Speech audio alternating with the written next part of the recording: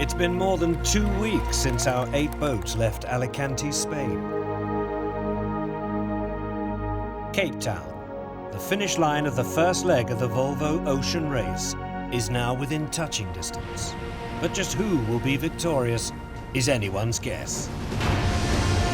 This race is billed as life at the extreme, and the opening leg has delivered just that. This has been 6,500 miles of brutality.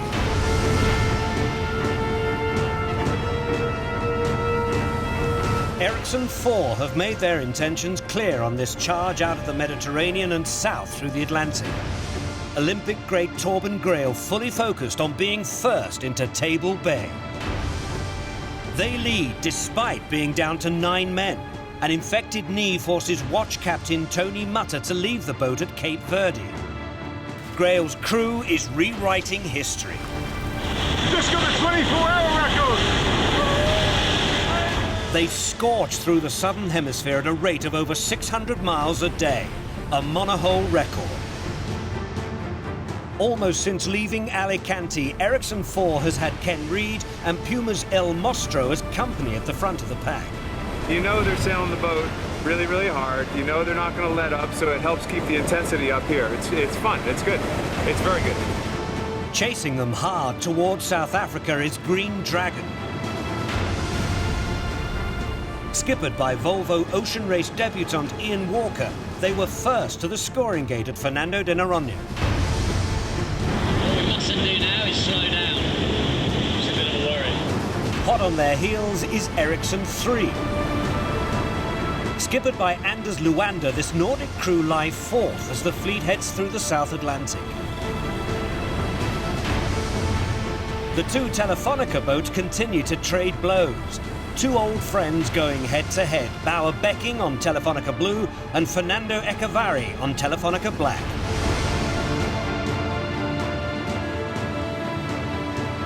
Matt Gregory is finding it tough on Delta Lloyd. He's never navigated in the Volvo Ocean Race before, and the last-minute entry find themselves towards the back of the fleet. I like that challenge and that pressure of trying to win. Bringing up the rear is Team Russia, funded by Russian oligarch Oleg Zerbzov, who will join the boat in Cape Town. This team took on water earlier in the leg before shredding a sail. Time to regroup in South Africa. So, standing between our 8 boats and Cape Town, towering seas and screaming winds, the race to the finish promises to be enthralling.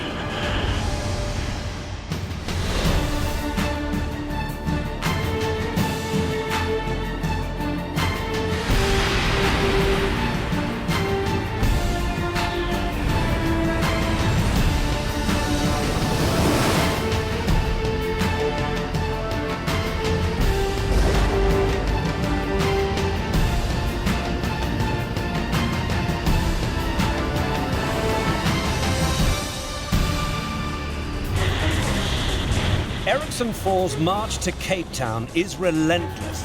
The unforgiving environment is a savage test of human stamina and boat strength. But Torben Grael's crew accelerate towards the finish line. Still doesn't really mean a lot. Still got 2,000 miles to Cape Town. And the record's pretty unimportant in the big scheme of things. And sure is nice to have it. Good fun. The rest of the pack battle on. This is sailing on the edge, the ultimate white-knuckle ride. The route through the South Atlantic promised to be torturous, and it is just that. One final passage of torment as our fleet continue their punishing journey towards Cape Town. The hostile surroundings have wreaked havoc among the fleet since they left Spain. Telefonica Black is nursing wounds and is bullied once more.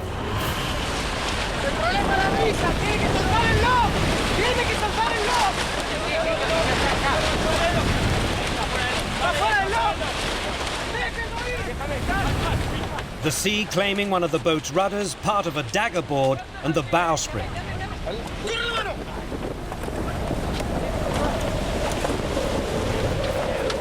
Cuidado, cuidado ahí, Cuidado con las piernas. Okay,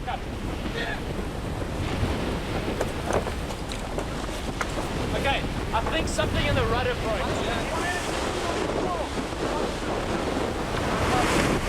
Crushing disappointment as their progression south is now reduced to a crawl.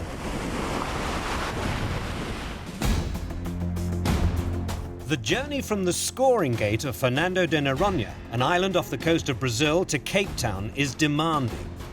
The damage inflicted upon Telefonica Black allows others to pass them in the South Atlantic. Up ahead, Torben Grael's Ericsson 4 continues to lead.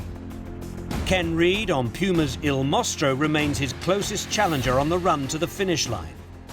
The American knows, however, there is a limit to just how hard he can push his boat and crew. The animal, which is a Volvo 70, can be vicious at times and it can be just wonderfully beautiful at times. But it is an animal and it will buck you off if you give it the chance to. In the middle of a race, the adrenaline's going and you throw a brick on the accelerator and you just let it rip, you know, see what happens. Hopefully I'm smart enough and I'm capable to be able to take the brick off the accelerator at the right time.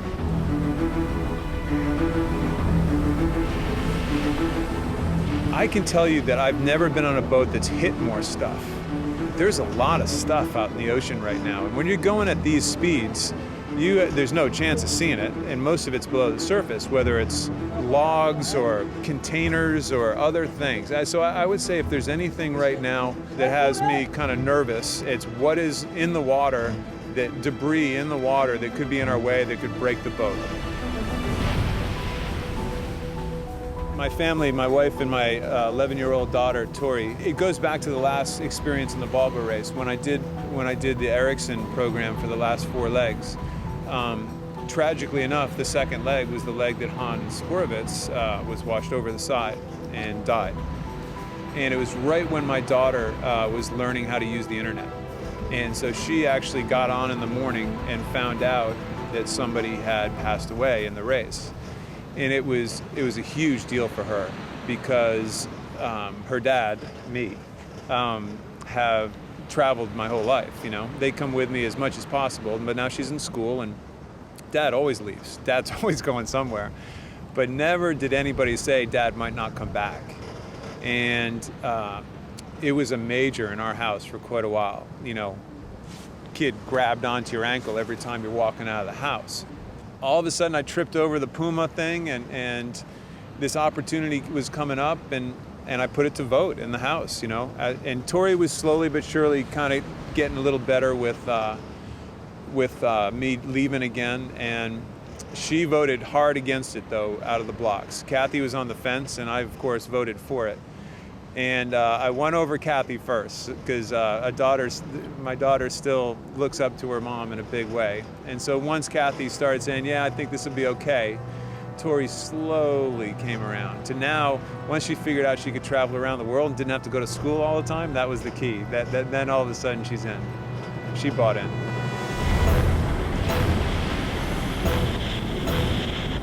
Behind Reed's Il Mostro, the race remains intense. The whole fleet embroiled in a fight against each other and nature.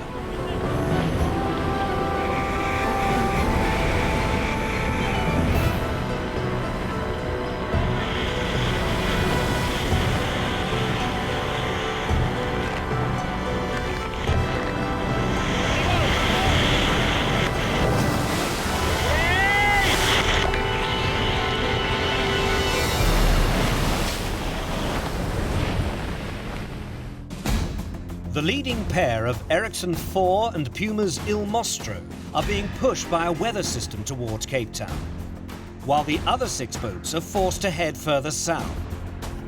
Nothing can stop Torben Grael and his men as they maintain a sizable distance between themselves and Puma's Il Mostro. In their wake, the rest of the fleet, battered and bruised, plough on.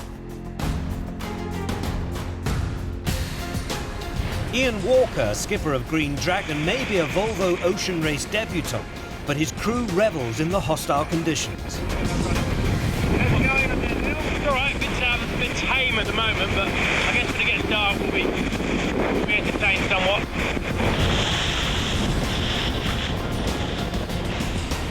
They're just one of 6 boats behind the leading pair, desperate to be on the Cape Town podium.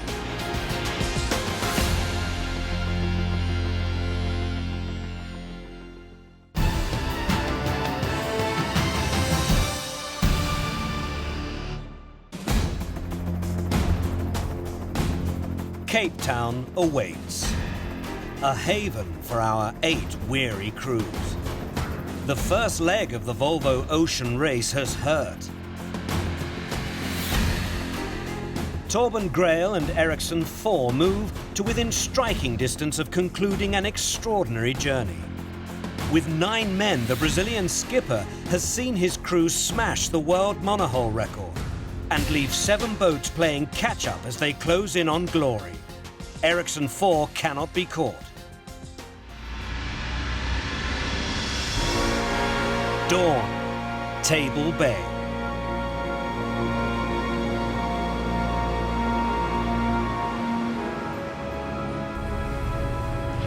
"22 days after leaving Alicante, Ericsson 4 creeps into Cape Town to win the opening leg.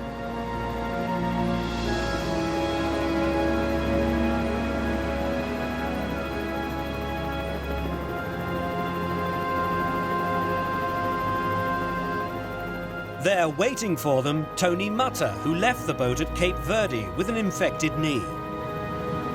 It's a bit strange. I can't help feeling I'm on the wrong boat sitting here. But it's great to see them return, and what a leg they've had, you know. It's been incredible. You know, starting off the race and 28 knots of breeze and having all that fast sailing, and then, you know, the warm sailing, and then the 24-hour record, and now here they are drifting across the finish line. So it's a massive leg of contrast.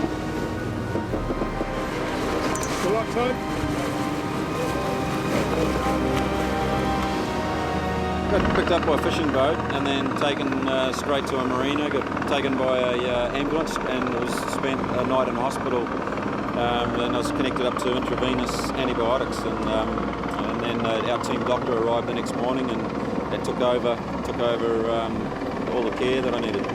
My knee's in pretty good shape right now. I've been in Cape Town now for a little over a week and learnt what it's like to be a fan watching the race, so on the internet.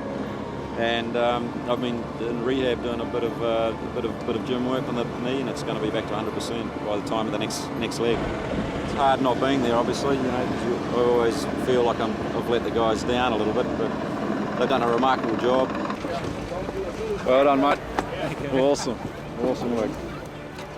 You are looking at the fastest monohull and the fastest crew in the world. And I had to say congratulations to the guys, and yeah, play looks great. It's just no damage at all. Looks great. It's a fantastic result to be second at the scoring gate and first at the finish after having to have a quick stop to leave Tony in Cape Verde and have the 24-hour record in the meantime. Couldn't be any better. A little under 100 miles to go. It's a long 100 miles. It always is, no matter if you're going 50 miles an hour or 5 miles an hour. The last 100 are always long. Trim on! I spent a long time imagining what this race is going to be like. How hard, how soft, how hot, how cold, how windy, how light. And it's better. It's better than I thought. I'm thrilled with how this leg has gone. And I think, we just want to be in the hunt. The worst case scenario is starting a race and falling off the pace and thinking, we got 37,000 miles of being slow to go around the world, and we don't have that feeling. And I can't tell you how much of a relief that is. The land has just loomed into view. We can just see it through the clouds. Still 20 miles away, but the anticipation is building.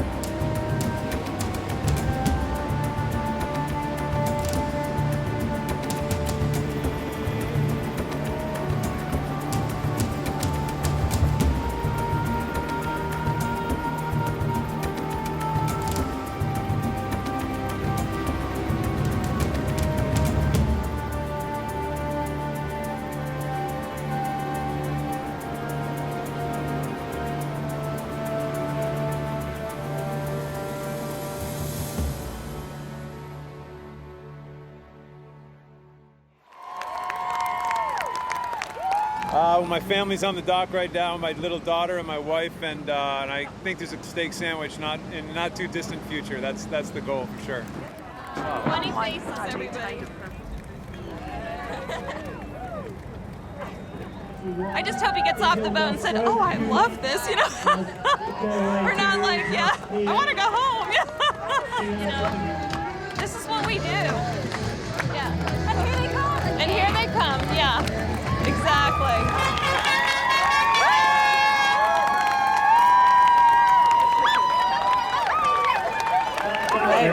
Nice, sweetie. I love you. Love you too.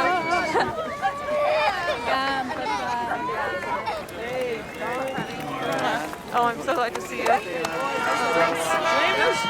That's my son.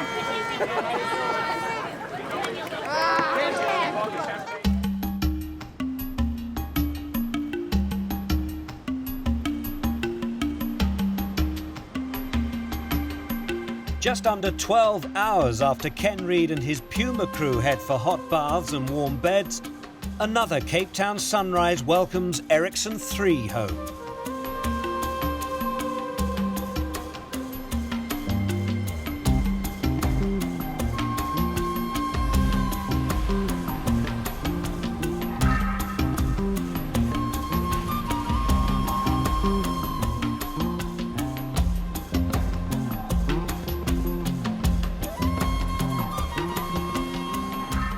It's been wild, fantastic sailing, but wild as hell, yeah. Lots of bruised, battered boys on this boat, that's for sure, no question about that. And these guys has never sailed before. I had a tough job. Yeah, I had to do everything. Teach them to sail and change shoots and pinnacles and everything. Eventually they got a hook on it and we did well.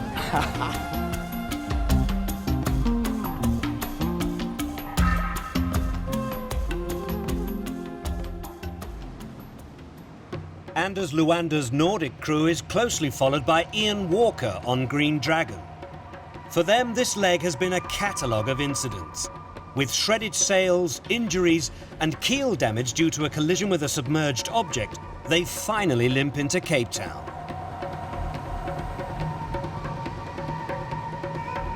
It's been a fantastic leg. I mean, I think 4 or 5 boats have shared the lead. It's been tactical, it's been interesting, it's been light wind, it's been very windy. It's been a great leg. It's almost been the whole race wrapped in one.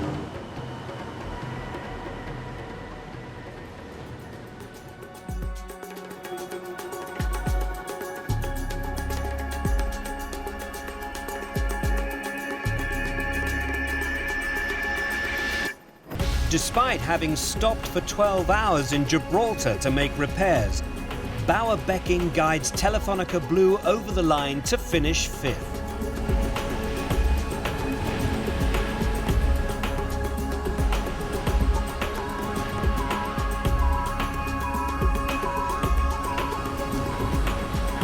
This is the Dutchman's 6th attempt to win this coveted race, and his experiences over the past 3 weeks have again reminded him that this is sailing's ultimate test.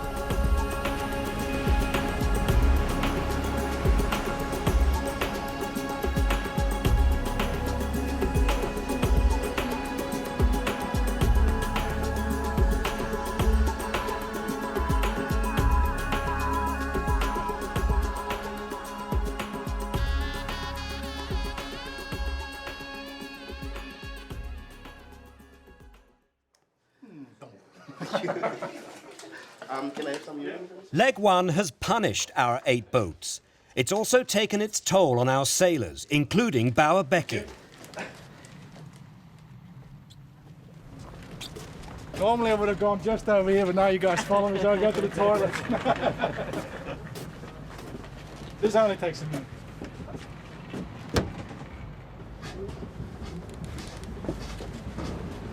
Jump down. Please again. You can see like the skin gets so tight. Yeah, you can broken, so it's that painful. I've had it all my life. It's every time I'm going out on the water and for like a week in salt water, it's getting horrible like this. Which time? While Becking has come through relatively unscathed, One of his crew is suffering with the consequences of 3 weeks at sea. I'm not going to show you because it's a bit scary to myself as well, and I took the t-shirt off. I don't know, it's a little bit of infection because by doing all the soaking all the water out of the boat, and especially where all the trash bags are, I had a little bit like just a cut here, and then from there it just gone on and on, and I didn't really care about it. I've been silly, to be honest, as everyone is new, and I got the lecture now, and it's all got infected basically everywhere here, and the leg and all the arms here. It's just the arms and the leg basically. But I'm taking antibiotics, which is, they were on board. The doctor on board just told me this, and which is the good thing, and it actually stopped it. But the thing is, I haven't been that clever. These are not reacting time, and I just left the thing going a little bit, which is not being that grateful. But just like, I'm a strong man, and now he's gonna kill me. But I'm being absolutely. I got the lecture now, and the next leg, absolutely, I'm looking for, make sure that I won't do the same error again. The 6th boat to cross the Leg 1 finish line is Team Russia. For Andreas Hanekamp, this race is becoming a true examination of stamina and willpower. We had hoped to overtake 1 or 2 boats towards the end with our dive to the south.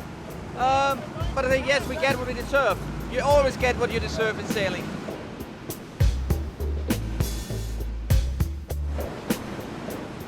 Late on day 23, Delta Lloyd emerges from the darkness. Their path to Cape Town has been plotted by young navigator Matt Gregory. We're happy to be here. That was one hell of an adventure. It was a lot of fun, a lot of drama, lots of highs and a lot of lows. It's good to finally be on solid ground. Last home is Telefonica Black, almost 2.5 days after Ericsson 4 celebrated on the dockside. The damage to the rudder and the bowsprit has made it an arduous journey. The opening leg belongs to Ericsson 4, and they lead the Volvo Ocean Race by a point over Puma. Green Dragon lies 3rd. Delta Lloyd and Team Russia will hope for better luck on the 2nd leg to India. Alicante to Cape Town was a brutal introduction to the Volvo Ocean Race, the ultimate test of durability for man and boat. More than 30,000 miles still stand between our fleet and the finish line in St. Petersburg next July. Go, guys, come on! This is what it's all about, right? 9 more months of life at the extreme. Go me! 25 knots of boat speed and 20 knots of wind. We're actually sailing faster than the wind right now. The boats are man-eaters. They take people and chew them up and spit them out. Getting ready for Armageddon, really. Clean up fast, guys. Clean up.